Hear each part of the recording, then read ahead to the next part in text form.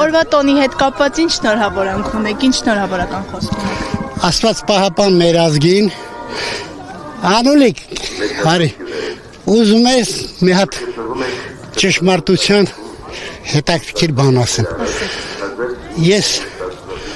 նոր էի ավարտել պետական համալսարանը, պատմության ֆակուլտետ։ Իմ ընկերներից մեկի հարազատ հոր եղբայրը կնոջ հետ գալիս է խորհրդային պետություն եւ բերում է Էշմիածին անվիրում է զանգերը։ Ես իրենց հետ գալիս եմ, Աստված վկա խաչսեր նոր թորանս է իպատ։ Առաջի զանգը որ տվել է, այդ զանգ, իպատի վետ կնոջ միլիոնատեր եղբորը, որ այն ժամանակ միլիոնատեր էր էլի, Ֆրանսիայի և Ամերիկայում։ Բերում նվիրում են այս զանգերը։ Դա մի հետաքրքիր հուշ է, որ այսօր որոշել եմ գամ, նորից տեսնեմ, ինչ գիտեմ, վաղը կլնենք։ Այսօր իշխանության ներկայացուցիչները չեն եկել այստեղ, փոխարենը հրապարակում։ Ես նայել եմ առավոտից, շատ լավ կազմակերպած էր, ձեզ ասեմ։ Իսկ նման տարի, որ իշխանության ներկայացուցիչները չգան այստեղ, իրենց հարգանքի տուրքը չմատուցեն։ Որ այսօր չգան, ով ցանկությունի թող գա։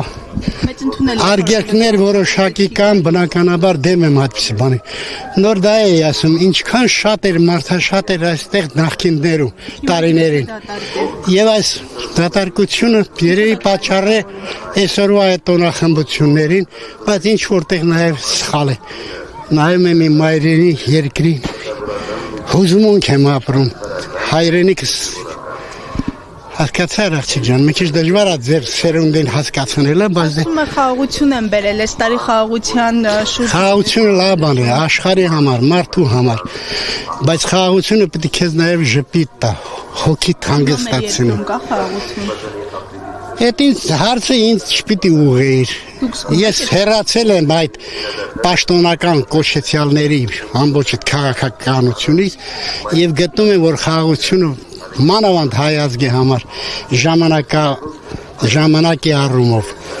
շատ կարևոր է, որպեսզի մենք կարողանանք ոտքի կանգնել։ Եվ շատ լսիր բաներ կան, որ ասում եմ, նաև դու չգիտես, որովհետև մարդու համար ամենալավ բարեկամը եւ ամենավատ թշնամին ինչն է։ Բա դրա համար եմ ասում, չգիտես, ժամանակը եւ ժամանակի մեջ պետք է կարողանանք տեղավորվենք, որ ոտքի կանգնենք, որ այսօրվա անցյալի նման մտածողության գիտեր մարդիկ չկարողանան խանգարել այն փոքրիկի խաղը, որը մեծանալու է լավին լավ է ասելու, վատին վատ, տասած որ լավը տեսնի, լավը ասի։ Բայց ամեն դեպքում առանց Արցախի խաղաղություն կա։ Դա հուզիչ հարց է, ես թքել եմ այն մարդու երեսին, ով կմոռանար մայրենի հողից գոնե թեկուզ մի սանտիմետր։ Արցախը երբ Հայաստան էր, այսօրվա Հայաստանի կեսն էլ Հայաստան չէր։ Փաշինյանը ասում է, հենց խոսում եք խաղաղության մասին, Արցախի մասին խաղաղությանը վնասում է։ Փաշինյանը պատմաբան չէ, որ նման մոտեցում ցուցաբերի։ Փաշինյանը ազդեցության ներքո վարչապետ է, որովհետև այն ինչ որ տեսնում է, անում է ինքը, մեջը դրական շատ բան կա, նաև բացասական բաներ։ Այնպես որ քաղաքականությունը նման է ինչի դե ասա։ Ինչի։ Կնոջ մեր։ Որովհետև երբ ցանկություն է լինում, այնպես էլ շրջապատում են, այնպես էլ փոխում են։ Պատճառը դա է։ Մի վերջի ցանկություն էլ դες երջանիկ ապրեք, ժպիտով ապրեք, որովհետև ժպիտը մարդուն ուժ է տալի, համբերություն եւ նպատակ։ Հաջողություն ձեզ։ Որտե՞ղ է ցուցադրելու։